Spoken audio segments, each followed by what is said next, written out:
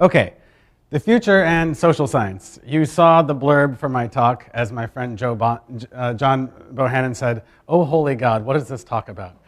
There's a lot going on in the talk. This is me. This is a very kind of ambitious, audacious talk to give. My head is very large right now. It's full of ideas to the point that it's distorted. We're going to try to pull that down by the end of the talk and get some of these ideas out to the rest of you. These are folks who have been supporting me and helping me along the way, so I want to say thanks to them at the top. But this whole talk started, if we have to blame anyone for my audacity in trying to predict the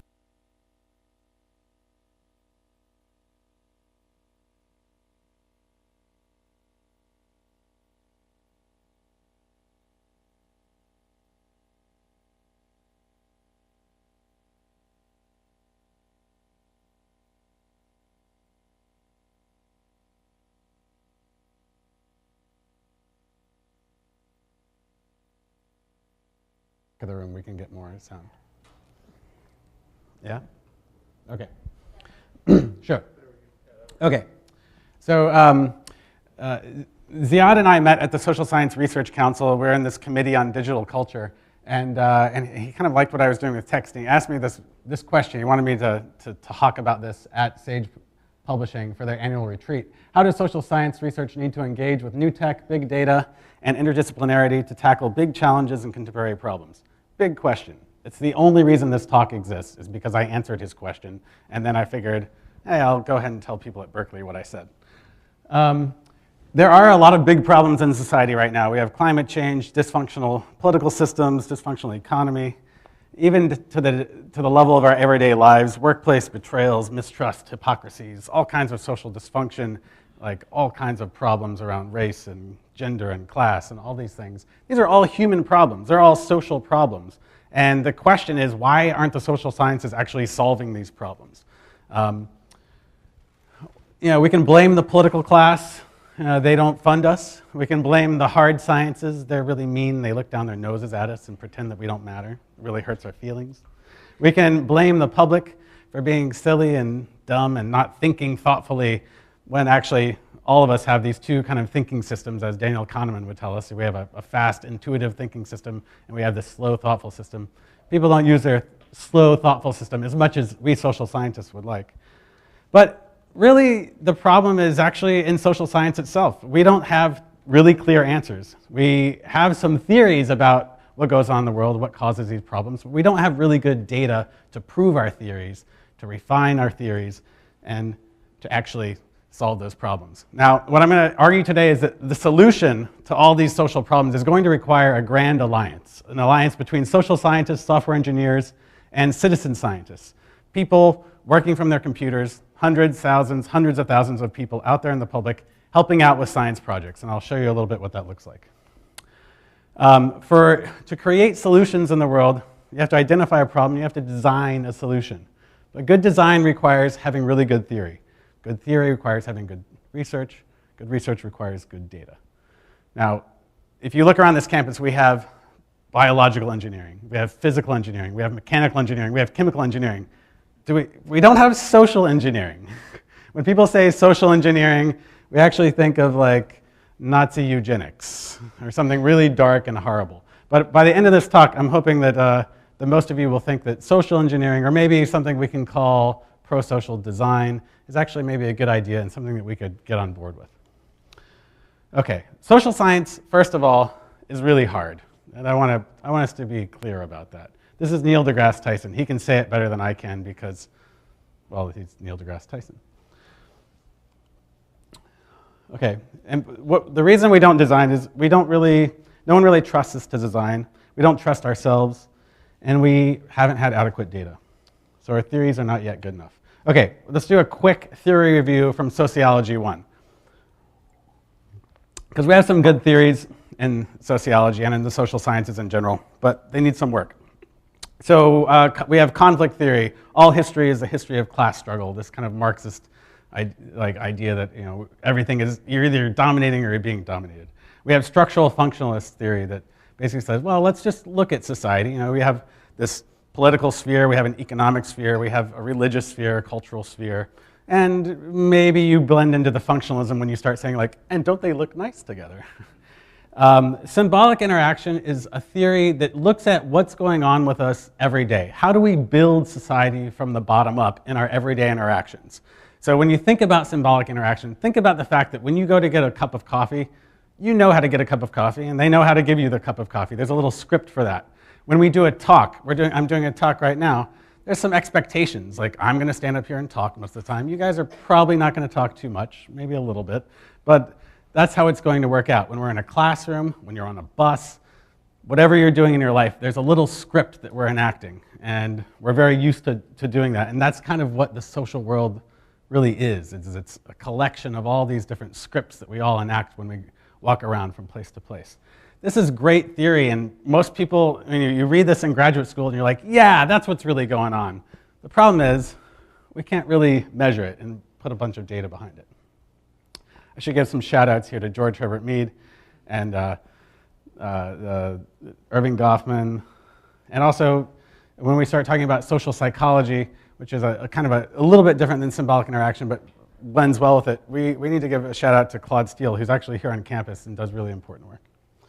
Okay, what I want us to do for a second is just observe our current symbolic interaction with what we call a dramaturgical approach. So this is common to the symbolic interactionist theorists, that we think about things in terms of, like an act and a scene and a setting, and these are the particular roles that people are playing. So if we're thinking about where we are right now, for this moment, I'm kind of I'm playing this important role of the speaker. Kevin was the introducer. We have a camera person, we have someone doing sound, and we have a lovely audience. And we have a lot of expectations about how this works. Like, it'd be really weird if I just walked over here and stopped talking to you. I'm not supposed to do that. We all know I'm not supposed to do that. That's why it's kind of funny. It's a little bit of a gimmick. But we have these expectations, and you have expectations about all the stuff that you're doing in your life. So the stuff of symbolic interaction is like the setting, the scene. People talk about a definition of a situation or even a working consensus between two people. Once we start having a conversation, we have a working consensus of what's going on here. Like, we're having a beer. We're talking about work. Maybe we'll talk a little bit about our personal lives, but not too much because we don't know each other. It's going to be okay. And we enact different roles, teacher, student, police officer, person who's uncomfortable talking to the police officer. When we talk about, I'm going to talk a little bit about social physics or social psychology. And in that case, we're talking about the number of people who are interacting. So dyads, two people, triads, or groups. Things change when you have multiple different numbers of people in the situation that you're talking about. And the things that are really important are our expectations, our norms, who influences who has status. These change the way that ideas and all of our symbolic interactions occur. So let's think about this. Think about 2, 3, or 10 people having a conversation. Just imagine it in your mind. It's a different kind of thing. If it's 2 people, you might get something pretty intimate going on. If it's 3 people, you might be wondering like, oh, well, shit, can I say that in front of that person? If it's 10 people, it's probably more of a party atmosphere. Imagine 10 people cooking in a kitchen versus 2. I'd rather be with 2 people cooking in a kitchen. The point is that you can start to divide up the world and see the world based on situations and the number of people and the type of people who are in those situations. We can think about this, to use an analogy, as a sort of grammar of social interaction. So when you read grammar in a sentence, you're looking for the content of the words, but the fact that there's a subject, verb, and an object actually helps guide you and helps you understand like what's going on in this sentence. It's not just a random collection of words, but they fit together in a particular way. So syntax is to semantics as kind of situation is to the activity in which that's occurring within that situation. Okay, yes, this is nice, whatever, very cool. But how can you measure all of that? How can we measure all of this stuff of our social world? We can't put people in all of these experimental settings. And there are so many different variables. And this is what's really been keeping social science kind of, I don't want to say keeping it down. It's been lagging because it has lacked good data. But what I'm so excited about in my work and just seeing other people's work is that there are these really great new data sources. Data sources that are cheap, they're plentiful, and they're actually kind of recording what happens in the real world. They're not experimental settings, and the data is just out there. So we can talk about data that we can get from sensors, from mobile devices that are attached to people, like maybe your cell phone. Or text data. There's just terabytes and terabytes and terabytes of text data out there in the world. And these are records of what humans are saying to each other, what they think about things, or how they think about things. And then there's so much video data. And then we also have this new kind of data sources of these online communities. Twitter is an online community. So is Stack Overflow. So is Reddit, Facebook, whatever. These are humans interacting. They might be interacting in somewhat different ways than we interact here in the physical space, but this is real human interaction. We can learn something from it. The other thing that's exciting is this whole data science thing that's going on. When I first got started in data science, I kind of thought it was what, I heard someone say this the other day, and it seemed pretty apt. What is data science? I do statistics on a Mac. But there's actually something here, and I'll talk about that more over the course of the talk. And what it's really about is getting the most out of your data and getting the most inference you can out of your data. Okay, so first, and when we're talking about new forms of data, I want to talk about sensors and what we call sociometrics. So there's this guy, Alex Pentland, goes by Sandy Pentland at Harvard, who has a really great lab. And what they're doing is they're modeling people using these sensors, these little badges that sit on the person, and they take very thin data on interactions. So they can know that Kevin and I are in the same room, and that Stefan's in the room here too. And they can know who's in the room. It's not really recording what we're talking about or what we're saying, but you can actually get a lot of information about this. So think about what they're kind of doing here. If you know anything about ants and the social interaction of ants, individual ants, very, very dumb. You wouldn't expect them to be smart. They're not. But as a community, they do some amazing things. They have these huge land building projects, and they take other species and they impress them into work and force them to do their bidding. And they build these really complex societies, even though each individual ant is dumb. There's something about the interaction, and I think they're using some kind of chemical trails or pheromones to do it. But if you study humans this way, it turns out, even though we're not as dumb as ants, arguably, you can learn a lot about what humans are doing. I want to give a shout out here to Georg Simmel, who actually first came up with social physics. As great as Alex Pentland is, Georg Simmel started it. Okay, so this is what it looks like. This is just a schematic of a workplace. So they had badges for each of these people. They have a number, and they can kind of track what they're doing all day long. And you can learn a great deal. So they found that in negotiation and decision making, kind of a prosodic emphasis, the rate of your voice and like conversational turn taking and so forth, they predict about 30% of the variance in individuals' outcomes. So you might get more or less raised depending on the style of your speech as opposed to exactly what you're saying. By looking at how people talk to each other in this schematic, how they move around, they can derive the influence networks of that whole community. They can see like, oh, this person is a central node and a lot of ideas come from them. They can see something like that. Or they can see how exposure to peer behavior influences individual behavior. And then you can also take something like these sociometers and you can bring them into something like a boardroom meeting, and you can see that in boardrooms where everyone participates equally, you get much better outcomes. There's kind of a higher group intelligence and creativity. And then moreover, if you actually tell people in those meetings like, hey, you need to back off a little bit and let this person speak, it actually improves the outcomes for everybody there. So you can improve social intelligence by using stuff like this, even though it's gathering rather thin data. If you read Pentland's work, you'll see this phrase over and over and over and over. We're just scratching the surface. Well, the other phrase you'll see is, we formed a spin-off company. But this is the one that you see the most. We're just scratching the surface on this. And it's really true. The data collection sites that they've looked at so far were a dorm network, a grad school network, a workplace network. They did this pretty cool one where they had all the cell phones from the Ivory Coast. Now, they're not getting very thick data on that, but the point is there's a lot more to be done here.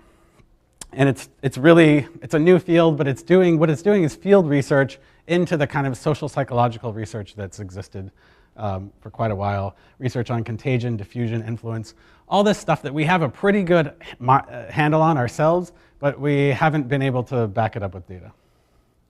Now, the thing about Pentland's work is we probably want to know about the content of what's happening too. So to understand that, and I'll come back to So how you can marry these two things together. But the place where we can really understand the content of what humans think and say and do is by looking at textual data, whether it's newspaper data, the congressional record, huge archives all around the world going back into history. What's cool about this data is it's about humans, and it's not some experiment. This is exactly what people said and thought. And it's really cheap to acquire. And we just have to figure out how to parse all of it. How can we actually analyze it? There's some cool automated tools. I won't go through these, but there are some concerns about how useful they are, how valid they are. We have to remember that computers do not read natural language. Our language is full of all kinds of ambiguities, and they read numbers, and we have to teach them how to read natural language. So this is still a frontier, but it's being settled rather quickly. So they can't do things like they can't identify, oh, here are the boundaries, the temporal and social boundaries of some event or situation, like this talk. They couldn't find that. They can't sequence actions. We've trained them now that they can look for a subject, verb, and object so that they can say this person is doing this to this person, but they can't go through and say this happened before that, happened before that, happened before that. They don't recognize metaphor or sarcasm, like whatever, and they don't really do very well with gendered, racialized, or other culturally contextualized language. They're probably not going to work for your research by themselves. But there are ways that we can use those. There are ways that we humans can bring our intelligence to the table and work with those together. So what I want to talk about now is some of my work. I call it the new event analysis. So for quite a while, researchers have been looking at events. I look at events of interaction between police and protesters, but you can look at any sort of event that happens, over and over and over. It could be a wedding, it could be a dinner party, academic talks, or whatever. Shout outs to people who have done some of this stuff. So what's the kind of grammar? If we're using this conceit of grammar, what's the grammar of a protest movement? So, well, you've got actions. Maybe just a one-off action sometimes, or maybe two people interacting together, maybe a chain of actions. That could all happen within an event, this yellow circle. And if these events chain together, like it's an Occupy movement that's doing event after event after event, and they're sensibly linked, you can talk about a campaign of events. And then all of this is happening in the larger context of a city.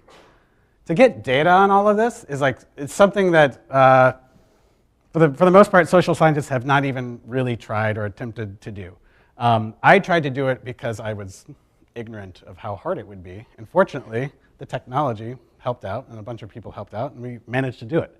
But this is pretty new. What people have done thus far is they've looked at events, just the yellow circles, and they've looked at the yellow circles one at a time and analyzed them as if they were separate things. They weren't able to conceptualize. They were able to conceptualize them as campaigns. They weren't able to measure them as campaigns, as linked events.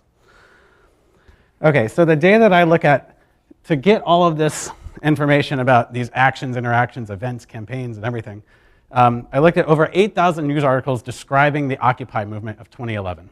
184 different Occupy campaigns across the United States, thousands of separate events, thousands of separate actions. And then I had data on the cities themselves. So, like I said, humans, I said these algorithms, automated algorithms cannot find events. They can't find sequences, they can't find stuff like that. You have to have humans do that. So that's what we did. I had a team of, at the highest point, we had 14 people on the team, but we had something like 20 different undergraduates in 2012 and 2013 going through these 8,000 news articles, and what they're doing is identifying events. They're identifying the boundaries of particular events. So without reading this text, I can tell you, because I know how it works, that blue text is about a police-initiated event. It could have been the police raiding a camp or giving them a warning or something like that. This orange event is about a protester-initiated event. We don't know what kind of event. We don't know what they were doing, but we know that they initiated it. And we also did some hand coding or labeling for the stuff in the brick color is like goings on at the encampment. This is some other kind of stuff that you can look for. Okay. Now what we do with this is we do something pretty cool called performance modeling. So if we remember back a couple slides ago, you might have noticed that some of these actions, these interactions appear to be roughly the same thing. And that's actually fits really well with our symbolic interactionist understanding of the world. So we have these routines, we have these performances that we enact over and over and over. I'm giving you a performance called a talk right now. If someone else gave this performance, it would be a little different, but it would include some basic things like a person standing up in front and an audience listening. So what we want to do is we want to understand what these performances are so we can understand how are the actions and activities of the Occupy movement changing from event to event to event. We can look at police activity as well. So we did this in a pretty fun way. Some of you might be familiar with topic modeling. Topic modeling is used by people who want to read 10,000 documents at a time with a computer. So what they do is they feed in all these different documents to the computer and they say, find the latent kind of topics of interest that are happening across all of this text.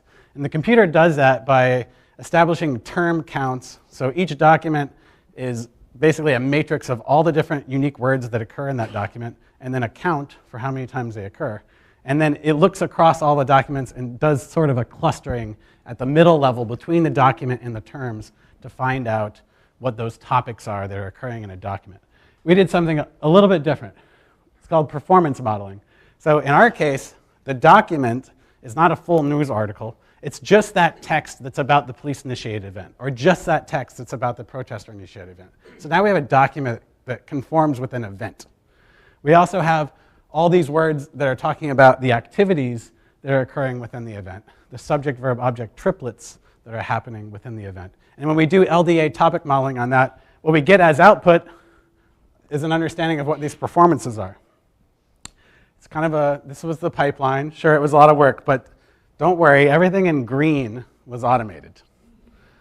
Everything in orange is just data, so that's okay. It's not actually work. The work was everything that's in red. And it took some time, fine, but it went way faster, 10 times faster than what people have done in the past. Okay, I'm going to breeze through this for the people who are interested in how we did this. We extracted subject, verb, objects. So we would take a sentence and we used clausey. I should give a shout out here to Aaron Kulich. I don't know if you want to raise your hand, but he was instrumental in helping me do this. And we extracted these subject, verb, object triplets. We concatenated them. We appended them to the event text unit. And then we did our performance modeling.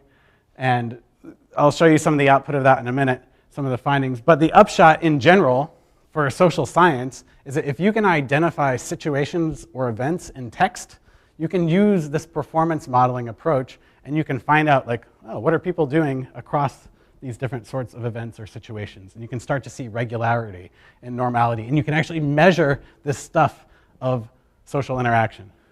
Okay. Once you know what those performances are, you can do something that's really fun. So I told you that I also had data on what was happening at the city level and where all of those Occupy campaigns were happening. So I know what the city political situation is. I know when their elections are coming up. I know what their police department capacity is, how much money they have per citizen, how many officers they have per citizen, whether they have a community policing philosophy, all these different variables. And I can regress those variables as independent variables to find out what the likelihood of a particular performance is for a particular event of the movement. I can also use time in that analysis. And I can do something really cool where I can show you over the course of the Occupy campaign from day 0 to day 100, and most of them didn't last longer than 100 days, I can show you that cities where an election was coming up, these green lines, they were more likely to do a performance that we discovered, a performance called ordinance enforcing, giving out a bunch of tickets, a bunch of citations. There's an election coming up. We don't necessarily want to have a big group arrest where we come in with our officers and arrest hundreds of you at a time. That would end up in the papers. So we do less of that, the green line. And we do more of this sort of ordinance enforcing. And we do more of these individual arrests where we're just going to pick people out one at a time. Okay, maybe I should have told you what the literature has found so far. If we remember back to my slide where I had events as the yellow circles, and that was all you could work with. All you could work with was the yellow circles. What the political science and sociology right now, until this is published, it should come out soon. Right now, the going theory is that police do not act strategically. They do not act in any way in a way that is colored by the political environment in any way. They only react to whatever protesters are doing. So when you only have data on events and you see that the police were violent and you see that the protesters were violent, and that's the only data you have, you don't understand it as a campaign, you don't understand the interactions that are happening within the event, you end up producing in the top journals of political science and sociology findings that say police just react to protesters. Not true, not at all. We also found that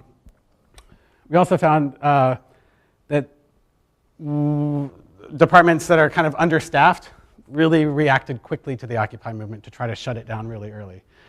We found that departments where there was a high violent crime rate kind of looked at the movement and were like, meh, not that big a deal. We have people murdering each other all over. This is not a big deal. We found that departments that were really committed to community policing, that actually carries over into the way that they interact with protest. And they are more accommodating, they treat it better.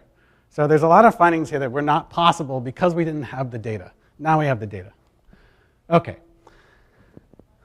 I love the data that we have, but I want even better data.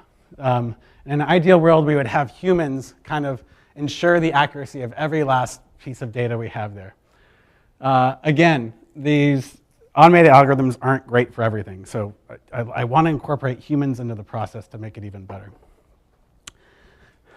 But, you know, if you've ever done one of these projects, they take 10 years. The Dynamics of Collective Action project, which was pretty comparable to mine, required 6 professors, over 100 undergraduate students, and it took them 10 years to complete. Not something I want to do. So the big problem, if you talk to people who have done this kind of work before, where they get everything done by hand, and by everything I mean like as much as you can, because actually they didn't get everything, they just got a fair amount before they pulled their hair out and quit. The big problems are these workforce bottlenecks. You're working with undergraduates who, like me, really like to gain some sort of mastery over something and then go do something else. So as soon as you train them up, they leave. They go play Ultimate Frisbee like I did, or they graduate. Now, there's another possible workforce which is new. Citizen scientists, crowd workers, people who on their computer, if you can detail the work for them in the right way, they can actually do the work for you. So this is what I wanted to look into. Can they actually do these kind of hand coding of text? And in so doing, I kind of developed this new crowd content analysis assembly line. Let me define content analysis. Content analysis is, well, you can read it. Can everyone read it in the back? Okay. It's just systematically, replicably pulling out information from text. So what you end up doing is you create this big scheme by which people go through with highlighters. And people have been doing some sort of content analysis for a long time. Like it started with marginalia notes and old Bibles. This person's really getting after it. They got all kinds of notes. They got different color highlighters because it means different things.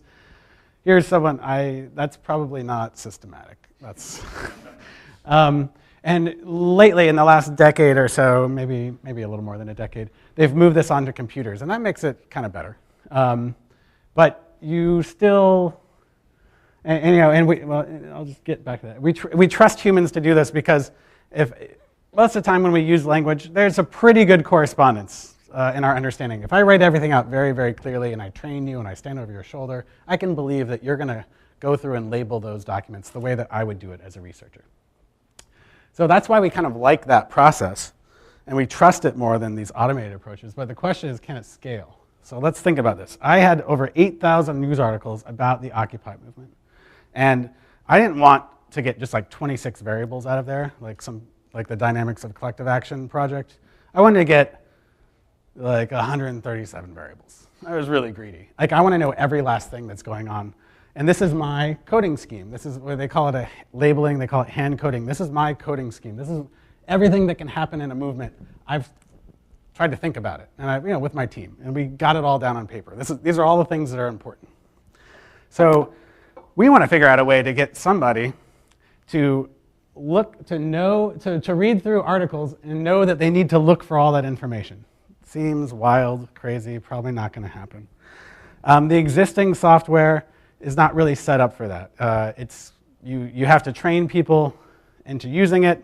It's a relatively foreign process, like learning this coding scheme and then applying it to all these documents. It's just not, it didn't work. And so this was really concerning, because if I look at this other project, and they only had 26 variables and took them 10 years. I want to know everything. This is not a good idea.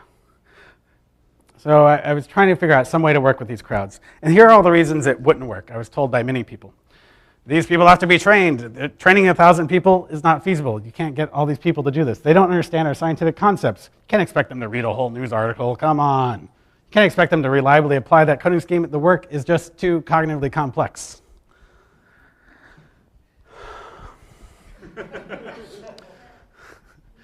Okay, I did not give up. That's why I'm still standing here. That's why I'm at bids, because I did not give up. Okay, here's the problem. 8,000, okay. We have all these things. Okay. Very hard. How are we going to do this? Well, if you go to the computer science side of campus and you talk to anyone about crowdsourcing, they're like, you need to do task decomposition. You need to decompose that task into some kind of assembly line, break it out, and then maybe it can happen. I said, okay, that's a cool phrase, task decomposition. I can do that. So it seems like there are two ways to do this. You can reduce the amount of text they have to read, or you can reduce the number of variables that they have to think about while they're reading through that text. That's pretty much the only ways to do this. So we figured out how to do both. Okay, remember, this is what we're looking at. Now there's something really interesting about what's going on the right here in my coding scheme. What's going on there is that, and I'm going to talk about this as a two-stage approach to content analysis. What's really going on there is one of those pages is about everything that could happen at a police-initiated event. The next one is about everything that could happen just at the camp. Another one was about everything the city does. We had another one that was about what could happen at protester-initiated events. But each of these are like different branches of this long coding scheme. And when you start to think about it that way, and think about what we've done over here, we can basically say all of that blue text has to do with this stuff. All of that brick color text has to do with this stuff here. But the brick color text, none of this stuff is going to pertain to it at all. So actually what we've done now is we've gotten to a point where, because we found those events by hand, we have shorter text units, and instead of 156 variables for that text unit, we have like 12 or 14 variables that can be pulled out of that text unit. We made that branch of that piece of the coding scheme smaller. We made the reading task smaller. So we did it. I mean, we decomposed the task. Great. Now, how are you actually going to get crowd workers to do that? Turns out you have to build software, because the software doesn't exist. So that's what we did. We started building software. And it's called Text Thresher. It's apparently not a good name, because I have to explain it. A thresher, if you ever grew up on a farm, neither did I, is a piece of agricultural machinery that will separate the seeds from the plant material that you don't want to eat.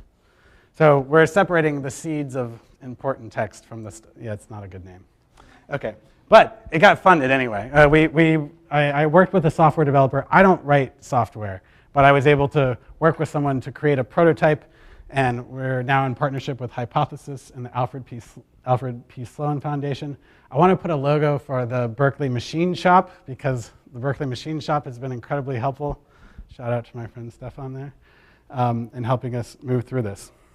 What's so great about Text Thresher is that it allows you to get people to do this content analysis while avoiding training them face-to-face. I love people. I would love to train them, but you can't train 1,000 different people to work on your project. So what we do, after we have those text units that are about just this event or just that event, we set up a piece of work for them that looks like a reading comprehension task. You know, the same kind of thing we've been doing since middle school. Anyone can do it. What you do is you read through and you answer the question, and then what you do that's different about Text Thresher is you highlight the text that you used to justify your answer. So it's reading comprehension plus highlight the text to justify your answer, which is probably what schools should be doing anyway. Just side note. Okay. So yeah, it's just like in junior high school. And what Text Thresher does is it will guide people through the shortest possible list of questions. So a lot of those variables, you see there's kind of a hierarchy. If they answer yes to this question, like if there was a blocking action, only then do we ask the next question, well, what did they block? Was it the sidewalk? Was it the Port of Oakland? Was it the street? Right? So we can go through the shortest number of questions. And here's a wireframe of what it looks like. So maybe we have and this black text is something that's already been highlighted by our crew. And someone goes through and they answer a question, they highlight the text in blue that they use to justify it, they go to the next question, they highlight in green the text that justifies their answer to that question, and so forth. Bam. Bam, we did it. Okay. Now this text thresher is, it'll be out soon. It'll be out soon. So soon. I've been saying that for a while. But this is my first time leading a software team, so give me a break, a little bit, just a little bit of break. Okay. Now, we don't trust every last crowd worker to give us the perfect answer every time. So what you do is you get, for every question, you get like 8 of them to do the task. If 6 of them agree, you're like, yeah, that's pretty good. That's good enough. It's good enough for scientific purposes. So you get them to kind of vote on what the right answer is. The other thing that's really cool about this is you have labeled text that corresponds with a variable or an attribute. Then you can actually you can go back and train a computer to try to label that text the way the humans have. So the long-term implications of this are that you can train a computer to read the news and find out what's going on with something like the Occupy movement or the Black Lives Matter movement or whatever the next movement is. Okay. Oh, we also have this really cool thing. I got to give a shout out to Manisha, one of my undergrads, where we basically use those automated algorithms to kind of give hints to the crowd workers. Like if they're having trouble with something, we can say, according to our algorithm, we think this might be the answer.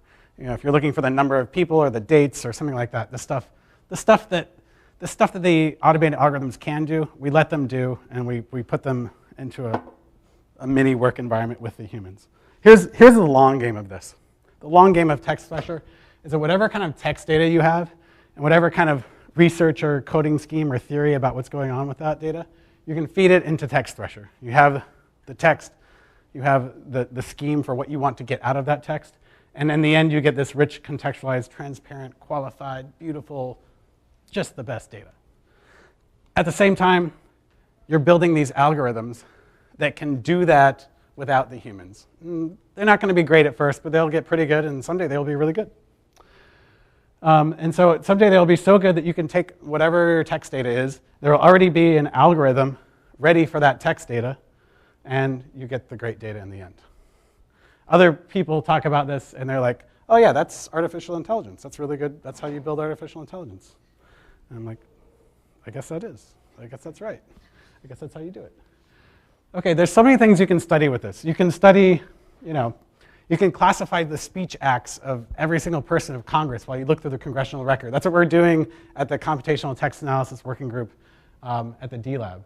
You can look at how the agency of some particular subject, like how much are women or African Americans or veterans treated as the object of a sentence versus the subject of a sentence. You can look at that over time and see changes in the evolution of these different identities in society. You can parse Craigslist ads and do a sociological analysis of how horrible it is to try to find a place to rent in the Bay Area. And some braver person than me could look into all that WikiLeaks data or the Panama Papers, and they can see the chains of interaction that create our dysfunctional world. Pretty much any study that you want to study in this dramaturgical way where people are coming together, there's a particular situation. Dating campaigns. This is the stuff that we all talk about and we all struggle with. Classroom observational studies. Teachers don't want to teach to tests. They want to replace testing. They want to say, look at this holistic approach to the classroom and look how these students and the teachers and everyone are working well together. We can do that if we have observational data, if we have text data. Okay, and at this point, you're like, wait, what about we don't have that. Okay, well, this is kind of cool. So if we have the sensors that can learn all of this stuff with very thin data, and we have this capacity to understand text, it'd be really nice if we had both of those together. That would be the coolest. Well, it just so happens, this is really funny. I was thinking about this, and then on Tuesday, there was somebody here who was giving a talk about how they're creating this app that works on your cell phone that will record whatever you're saying. And if you have a group of several people, it'll take what you're saying and it'll turn it into transcripts. They're originally doing this for people who are deaf or hard of hearing. I changed the title of the talk because they tried to use the buzzword machine learning, which is correct. But really what's most interesting about this is that they have these sensors that convert speech to text while they're tracking the speaker. So you could literally, you could have that kind of sociometric sensor data, and you could also have text data, and you could have people parsing the text data to really get an understanding of what's going on in our social reality. There's related work that's happening here on campus. Nikki Jones has a ton of video data of police encounters with citizens. Wouldn't it be great if we could take a Text Thresher approach to video, where you have people saying, okay, here's a particular scene, here are the interactants, we're going to code up all that information, we're going to have data on that, and then we can compare across hundreds or thousands of police encounters, start to see the sequences of interaction that lead to things going poorly, things going well. And here I should give a shout out to Brenton Sykes, who did some work at a very small scale on this a couple decades ago. There's also Colin Baker here on campus who works, who's leading the FrameNet project, which, as he describes it, is kind of an artisanal approach to theorizing these different frames, these different situations, he calls them frames, situations that people find themselves in, and the sorts of words and things. So he and I are talking, we just met at a party randomly. We should have met years ago, but we met at a party randomly. Yeah, Colin and I go to the same parties. It was a baby shower. Okay, key to all of this is teamwork. People, you have to get, like I had to get dozens of undergraduates to help do this hand coding to start out with, but we also need all these crowd workers out there. And we also need this alliance between social scientists and software engineers and people who know how to do crowd work. BIDS is a place where that can happen. I am still not a software developer, but I've actually, I can, without lying, I can claim to be something of a software architect now, and that's only because BIDS happened. I had all of these ideas to make this stuff, and none of it was going to work if it weren't for a place like BIDS. Okay, now, I want to add to my resume, in case things don't work out, I tried to put together an animation. So if things don't work out, I'll go to Pixar. Okay, this is kind of my model of what data science with crowds looks like.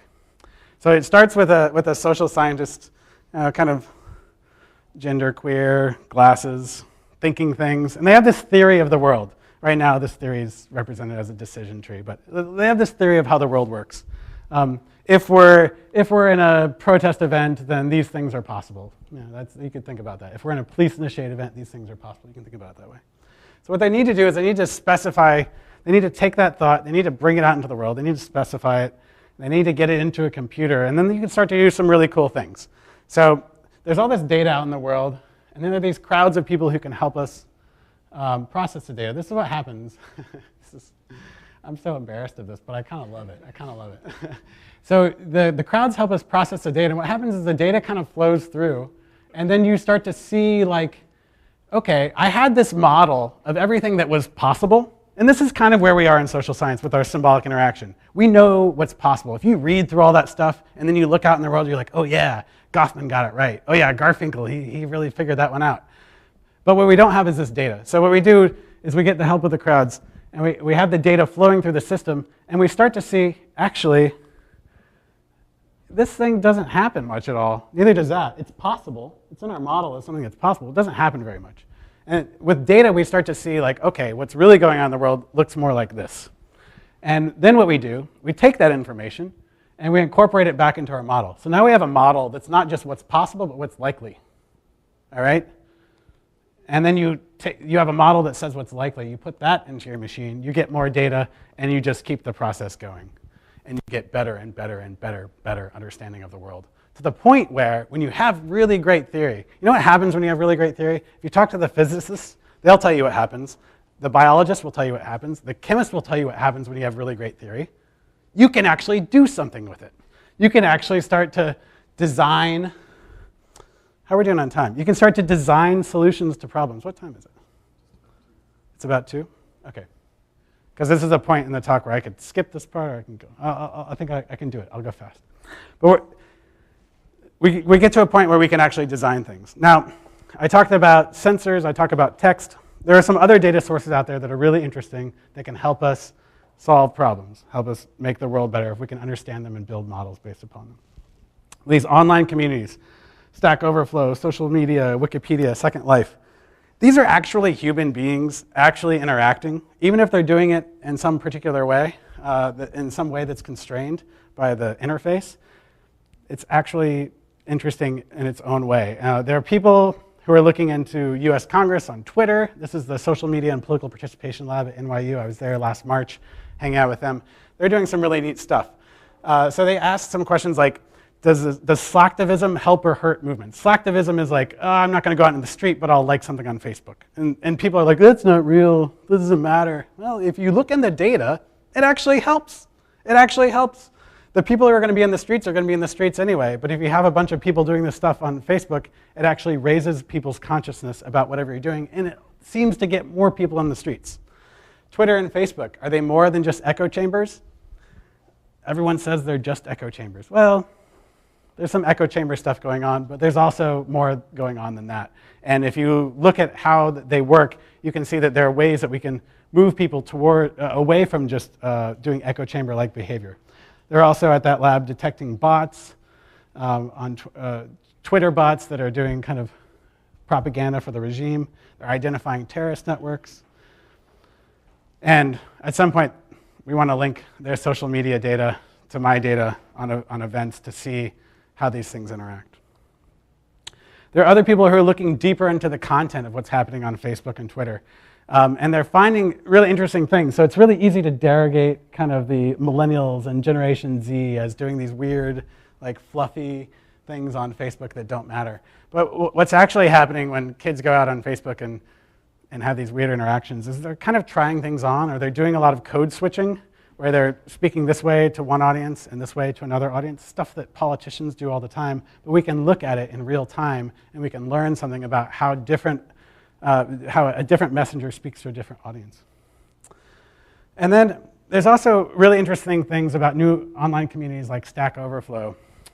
And we see there that there's a different kind of pro-social behavior than we might get in our everyday lives, where the pro-social behavior is more contagious because when I help someone on let me be honest, when someone helps me on Stack Overflow, they're also helping about 1,000 other people who might have the same question I have. Quasi-anonymous discussions are more egalitarian because they're not speaking at you with a particular identity that must mean something according to my stereotype, and I don't have to enact the stereotypes about me because we're just focusing on the ideas. There's more unique ideas and more open exchange, more questions, more self-disclosure, less fear, more social trust. These are things that can occur in an anonymous or quasi-anonymous kind of discussions. Different than our normal world, but it's still very interesting, and it could have implications for design if we start thinking that way. So we're at a place right now, or we will be in the next few years, where we can have this really rich, great data to understand the social world. And we can build really great research projects of it, and we can have amazing theory. Can we do design with it? It's something we're almost taught not to do here at the Academy. Okay, so the first thing we have to do is we have to make sure we never call it social engineering. I recommend pro-social design. Maybe social design is fine, but just to be clear, we're trying to do good things here. And there are a few different classes of things that I'd like to see out of a pro-social design agenda. I'd like to see us optimize what exists here in the world. Like, what interventions can we figure out to make our lives here and now better? What kind of things that exist in the offline world need to be moved online, where maybe we behave better sometimes, or we behave in ways that are more charitable to one another? And then pretty interesting, I hope, is this idea of layering. So I said up front that part of the reason people don't use social science is because when you're living your everyday life, you don't have time to go back into your card catalog and consult with Goffman and Schutz and Weber and everyone to come out with the right answer. You're acting quickly. And what would be really nice is if we could bring our knowledge of social science directly into the world in a way that we can use it in real time. Okay. The idea here is to get better information flows. So Pentland's work showed that they could reduce echo chambers. We could have better roads. We could have better classrooms. Safer, less violent police protest. That's a big thing for me. And a better, more responsible media. I'm working on a project right now with Saul Perlmutter, of all people, to use Text Thresher to have people reading through the news. And instead of us just having to read the news and agree or disagree with someone's argument, if we have people using Text Thresher and they go through and they identify very common argumentative, logical, formal fallacies, and even like fallacies of scientific inference, we can actually get to a place where people can judge the news not just on whether they agree with it, but is it rational? Does it make sense? Does it, we have some scientific measure of the quality of that information. Eventually we can have better, more responsible news media with something like that. When I talk about from offline to online, there's some really great research showing that you can get people to deliberate and have conversations where they actually produce really fruitful, constructive outcomes, as opposed to a very adversarial kind of debate, which we have every 4 years, and we kind of forget what they said, and then they say it again, and then we do it another 4 years. If you have everything on the same page, if you have everything recorded, and you can deliberate out to the nth degree until we get to a point where we're like, okay, we've talked all the way through this, and now we can go through and read things and say, yeah, this makes sense, this doesn't make sense, this makes sense, this doesn't make sense. We can use a crowd kind of wisdom to build up deliberations about what we should do next, however we want to define that. When I talk about layering, this is what really excites me. The idea that excites me is, what about, instead of a wearable technology that tells you like, hey, summer's coming up, how about a wearable technology that can intervene in our moments of most difficulty? You're in that boardroom meeting, something weird happens, there's some microaggression. It'd be nice if I could say, hey, I saw that, you're cool, it's gonna be all right. Or it'd be nice if someone could say, it'd be nice to have a little ally right here in this moment, and I could just, very discreetly, like, I saw that, you're good. Or maybe the phone itself, or maybe the wearable technology itself can give you hints in a social situation. Maybe you're a somewhat socially awkward person, or at least everyone has awkward moments. I love awkward moments. As a social scientist, I get to really like sit in them and stew in them and enjoy them. And if something bad happens, I can be like, it was just a social experiment. But most of us don't enjoy that. We want some way to get clued in that, oh yeah, there's actually 10 years of research that says what just happened, and this is why it's awkward, and this is how you fix it. We can do things like that. We can design things like that if our theory is good enough. If we have good enough data to know that, oh, you're with 3 people, and you're at a dinner, and this was said, 90% of the time, here's the problem, here's how you correct it. That's what I want to see. Okay. This was supposed to signal something to me. I don't remember. Okay. It was to, we're getting to the point in the talk where I'm gonna start I want to pull you all into the conversation. So I want to think about, how do we encourage this sort of innovation? How do we encourage more people to do this sort of social science? How do we encourage more people, software engineers and people from the north side of campus, to get together with social scientists? And how do we discourage some of our institutional conservatism and incrementalism? The way I see it, we don't have that many years to figure out what we're doing here on the planet before we destroy it and ourselves. So it's time to act. So there are some good innovation models out there. There's, I guess I had a word here on the academic conservatism. So there's kind of conservatism from 2 standpoints here in the academy. One is from the tenured faculty who, if they want to innovate, if they want to do something new, it requires a lot of courage to just put themselves back into beginner status and say, I'm going to start learning how to work with sensors, or I'm going to start working with text, or I'm going to pick up I'm going to dust off my old Irving Goffman and figure out how I can take all of that theory and put it into a formal model. That's not easy. And I don't see many professors who want to show up at a D-Lab class and learn something side by side with graduate students. That's a problem that we need to figure out on this campus. If you're early career, this is really hard. I'm in debt. It was not fun to get to this point. I'm really glad I'm here, and there's a lot of exciting stuff going on, but you take on a lot of risk, and people look at you like you're unproven and you're unworthy of funding, and based on the way that we do credentials here, I was. I hope I'm not anymore. And the innovation desert is wider and it's drier since the economy kind of did not do so well, we'll say. The other problem is if you're really good at this stuff, you can easily cash out and just go across the bay, and then you can actually have a house maybe someday and maybe a family with children. Wouldn't that be nice?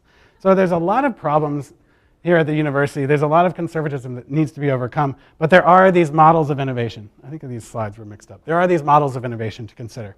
So at Harvard, they have this Institute for Quantitative Social Science, and does really, really cool work, but it's mostly with faculty and getting funding. Harvard's really good at getting faculty together with funding. That's a good idea. We're not so bad at it here. We've got a new place, the Matrix, that might help out with that. It's over in the top of Barrows Hall. But we are doing something right. I should talk about what we're doing right. The D-Lab is fantastic. In many ways, it's even better than IQSS because it creates a space where graduate students and also faculty, they should feel very comfortable there, although they don't show up very often. It creates a space where you can learn something quickly. You can take a short workshop to learn R, or to learn Python, or to learn text analysis, or visualization, or geospatial data, whatever it is. And it's all free. It's taught mostly by advanced graduate students, so they're also professionalizing and learning. And we have these really great working groups, like the Computational Text Analysis Working Group, where people can come together and they can, this is a model that I really hope catches on. People come together and they have a common data set. They have a common set of code that they're writing together. They develop that code into tutorials that other people can use so that they can learn and follow along in the footsteps. We have our own library, our own teaching curriculum, and we're trying to develop ways to spread credit around the group, citation and so forth. This is something that is happening for text. I know BIDS is trying to make it happen for video or visual data, or am I saying it wrong? Close enough. And maybe we need to be doing it for machine learning or artificial intelligence on this campus, but we need to find ways to, from the graduate students all the way up through the faculty and funding to have these big projects housed into one group. That's what I would do. I'm just, if anyone's asking. The other thing that's great that everyone should be noting is once you figure out how to do something, we should have a lot more incentives for once you figure something out, share it with the public. Use something like NBViewer to put up your Jupyter Notebook. A Jupyter Notebook is amazing for people who don't know. It's a way that I can write in my nice English prose what I'm doing and then put in snippets of the code that do what I say I'm doing. And you can run it straight from that notebook. And you can play with it, you can change the code, you can see if things work out differently. This is a really powerful tool. It's developed right here at Berkeley by someone who, in a similar situation, came through this university and tried to make something of nothing. Fernando Perez, and he's made a whole world now. All right, I'm running out of steam, and this is the last slide.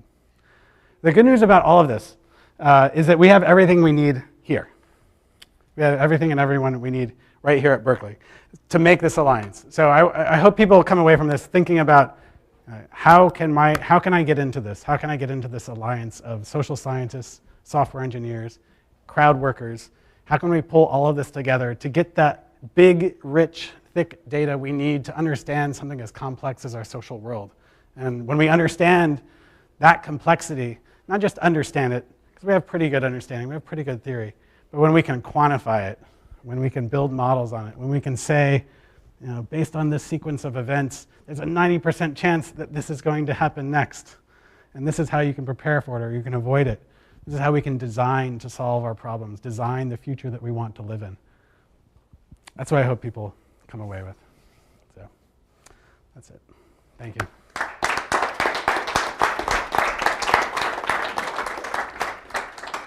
The ideas are out of my head. It's come back down to size. Thank you all. We can do questions, right?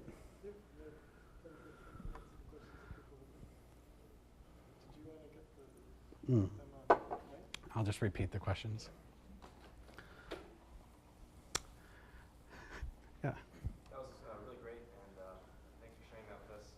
Very cool to see like an empirical extension of symbolic interactionism like that. One thing that strikes me is that your data is like discourse, and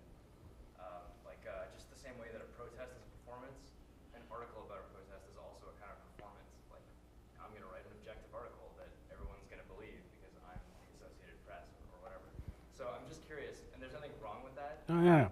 But I'm just curious if you ever think there's going to be a need to build in mechanisms to kind of analyze for bias, especially when you're talking about issues of race, class, and gender. Absolutely. What kind of bias is even possible, or how do you know if you can detect it? Right.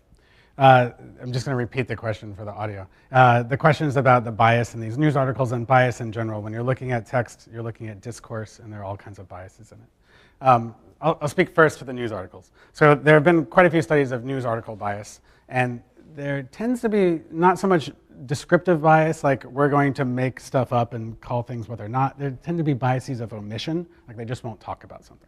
So, and also when you look through a news article, one of the things that we did, we highlighted the text about the protester event. We didn't also highlight the text about like, here's someone's opinion about what's going on. So we just focused on kind of the actions, the setting, the scene, the dramaturgical meat of it. But your point is absolutely right. So when we use news articles at first, 8,000 news articles, local, regional, national, radio, television, and newspaper. The idea is to actually also bring in independent news and police reports, but we wanted to build the machinery first around just like what are people going to perceive as the neutral parties. So that's where we started. But you're right that we need to bring in more perspectives. We're not going to find things like agents provocateur in a news article, but we might find it through Twitter feeds and independent media, and maybe even some FOIA-requested police report or something like that. When it comes to just discourse in general, yeah, there's so many researchers who do conversation analysis, discourse analysis. I trust that they're going to know how to handle that, and I don't want to do it all. I want people to discover that. Yeah. Other questions? Yeah. Yeah. Could you talk a little bit about how this perspective or approach applies to related, like psychology, for instance? Yeah, to psychology. Okay. Okay. I'm a sociologist, and so my bias is that sociology is fabulous. We're the queen of the social sciences. What I like about psychology, and I like sociological social psychology, it's actually a thing. It's sociological social psychology. And what I like about psychology is that it's done a pretty good job of what is the word I'm looking for? It can take everyone and it can put them in categories and put them in buckets based on their personality or something like that. The way that I would do psychology using this stuff is I would do something that's more like a Burdousian kind of habitus, like looking at how social structure and social situation affects psychology. So if you look at people's statuses and groups, a lot of times those things are modeled as like, well, you have status in this particular small group because of, because you're the boss and someone else is your employee or something like that. Or if it's a group of supposed equals, we don't really, we look at the status, but we don't wonder why the status occurs. What I would suggest, and this is just me spitballing, hypothesis based on my old readings of social psychology 6 years ago.